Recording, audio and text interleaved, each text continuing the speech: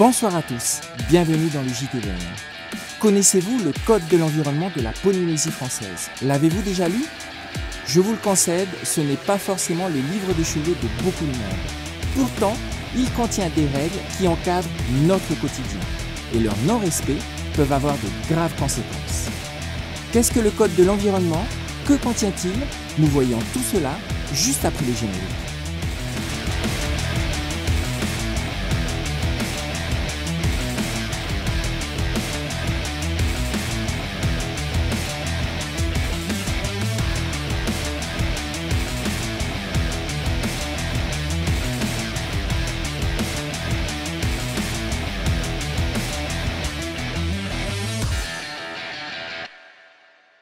Avec la multiplication des événements et la médiatisation des messages en faveur de la protection de l'environnement, comment se fait-il qu'il y ait encore des pollueurs? Je me pose en effet cette question. Aujourd'hui, il n'est plus possible d'échapper à un article, à un événement ou une émission de télévision qui parle de protection de la planète ou de changement climatique.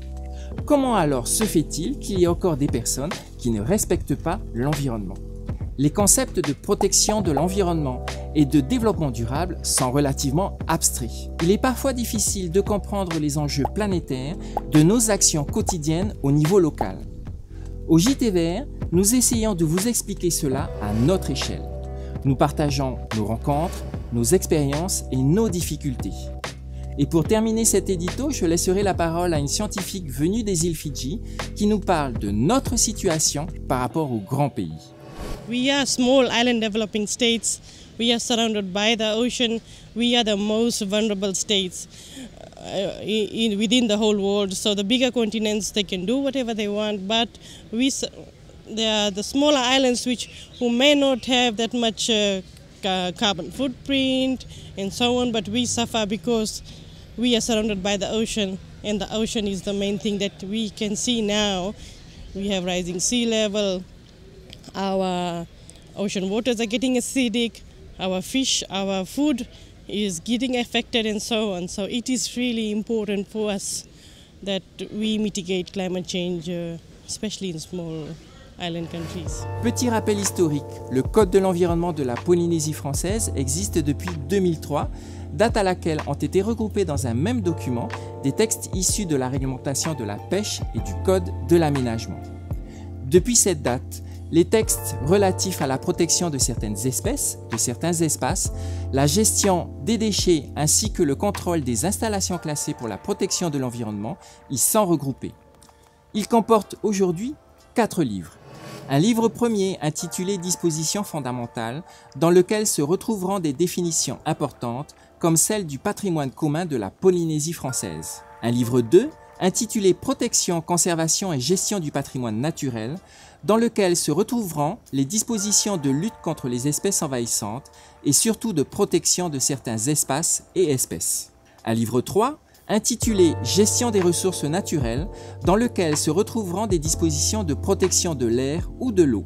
Et un livre 4 intitulé « Prévention des pollutions, des risques et des nuisances » dans lequel se retrouveront notamment les dispositions relatives aux installations classées et à la gestion des déchets.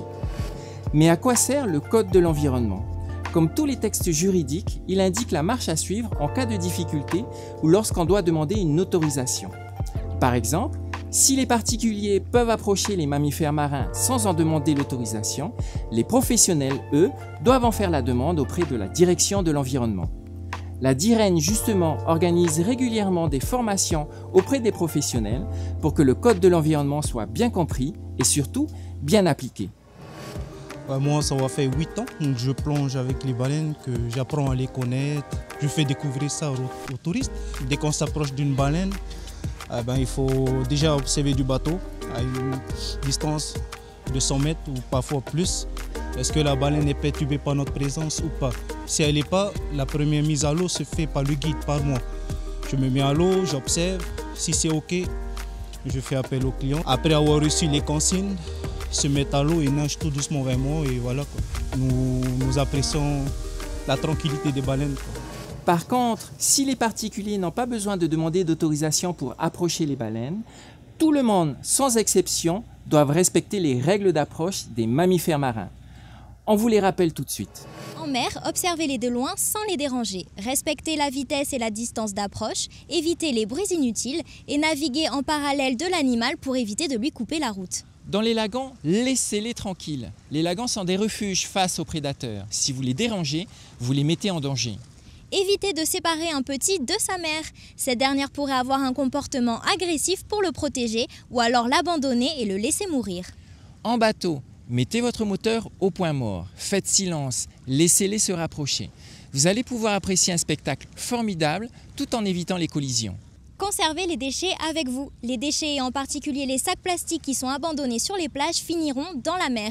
Et cela peut blesser ou tuer un animal. Et si vous découvrez un mammifère marin blessé ou mort en mer ou sur la plage, appelez directement la direction de l'environnement ou la gendarmerie la plus proche. Ils sauront quoi faire. En résumé, le Code de l'environnement est un cadre juridique qui nous donne des règles de conduite pour protéger au mieux notre environnement. Mais au final, ce ne sont que des règles de bon sens. Faut-il jeter les déchets dans la nature? Non. Faut-il harceler les baleines pour obtenir le meilleur selfie? Bien sûr que non.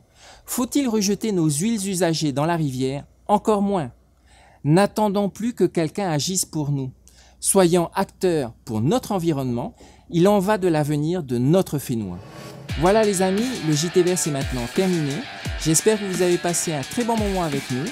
Vous pouvez retrouver notre émission sur le replay de TNTV ou les réseaux sociaux du JT Vert. N'oubliez pas, tous écolos, chacun à notre niveau. Bonne soirée, à bientôt.